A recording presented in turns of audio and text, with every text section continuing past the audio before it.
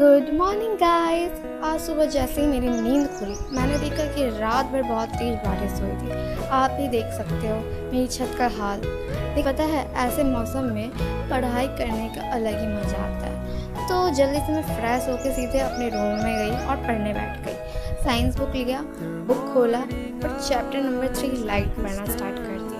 Class 10th में मुझे सबसे ज़्यादा टॉपिक यही हार्ड लगता है, स्पेरिकल मिरर वाला। लेकिन जैसे ही मैंने रक्षित सर से पढ़ा ना, ये चैप्टर और ये टॉपिक कितना इजी लगने लगा क्या बताऊँ। चलो अब मैं पढ़ाई शुरू करती हूँ। मिलते हैं ब्लॉग के नेक्स्ट पार्ट में। और सुनो मित्रों, क्लास 10 की जर्नी अभी शुरू ही हुई है और हम इससे मिलकर प्रोडक्टिव बनाएंगे। तो चलो बाय बाय।